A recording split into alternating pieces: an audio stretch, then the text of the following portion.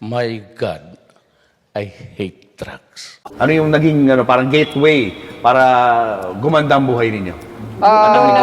Nag-DPWH kami. Nag-DPWH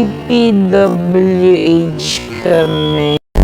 Gano'ng karaming kotse meron kayo? Parang personal use lang namin, nasa 30 plus na yata siya. 30 plus? 40. Nagagamit niyo ba lahat yan? Yun, hindi na nga. Hindi na nga, kasi dami. So, mostly American car siya. Cadillac, white and black. Yung Lincoln Navigator siya. Black and white. Black and white? Yes. GMC Denali. So, black and white version din siya. Walang ganito sa Philippines. Sa YouTube? Oo, nasa Grand Wagoneer. Pinaship ko from the US. From the US? Nagmamaneho ka rin? Marunong mag-drive, left, right. Hindi marunong mag-park. Si Suburban. Tsaka si Ganda. Alphard, Dodge Ram. And then the Tundra na Toyota. Imported din to, no? Yes. Parang walang ganito dito, no? Pilipinas. And then the Toyota Sequoia. This is the TRD Pro. So, more sports, Tapos ito yung capstone, yung high-end niya. X5, tsaka yung F-Pace na Jaguar. Jaguar naman to. Yeah. Altera. Ano na to, hindi na nag-reproduce to. So, Mercedes-Benz, GLS. It's one of the S-Class series ng Benz. And then the Volvo XC90. Ito yung gustong-gusto ko na dati na unang bilhin. Nung nabili na namin siya, hindi ko na ginagamit. This is one of the most expensive purchases na kotse noon. Nabili namin. This is the autobiography Range Rover. Range Rover. The Evoque. Oo, gusto ko sana maliit lang. Tsaka yung kulay niya kasi gusto ko red. And then, Defender. Nakita ko to sa Dubai. Nakita ko sa magazine. Tapos sabi ko, gusto ko ng ganito. And then we have yung LM, yung Lexus. The higher end of Hawig nga, no? Yes, the higher end of the Alphard. And of course, yung LC2.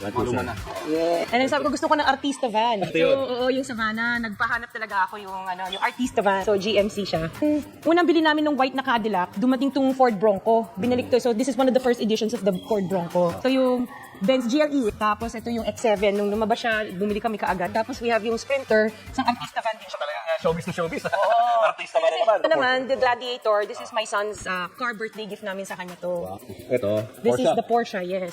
Sabi namin, gusto namin makaano ng medyo parang sporty, pero hindi namin nagagamit. And then we have the Maserati. Maserati? Yes. So, nung lumabas siya, bumili kami ng Maserati, itong model na to. Hindi rin siya nagagamit. G63. Matte finish siya eh. So, very rare yung ganitong kulay. Benz na Avantgarde. Mabit, Ito yung ganda. Bentley. Itong, binili ko to kasi kaya nagustuhan ko to. May wine glass rin sa loob. Chal. Pero hindi naman namin nagagamit. So, ito. And then we have the Maybach. Mercedes-Benz Maybach. Yung SUV version ng kinuha namin. Ito color niya? Yung latest. Your favorite? Yes, our favorite is the Rolls. Rolls Royce. Yes, the Rolls Royce. This is the Cullinan. And kaya ko to Maliit binili. lang sa loob. So kaya mo to kinuha dahil? Kasi ito, may payong. Natutuwa ako sa payong. Ano yung naging parang gateway para gumanda ang buhay ninyo? Nag-DPWH kami. Siyam pala na kumpanya ng mga diskayang nakasungkit umano ng bilyones na kontrata para sa flood control project. Sa pagsusuri ng Billionaire News Channel, aabot sa halos 31.6 billion pesos o mahigit 6% ang flood control projects na posibleng hawak ng pamilyang Diskaya sa buong bansa.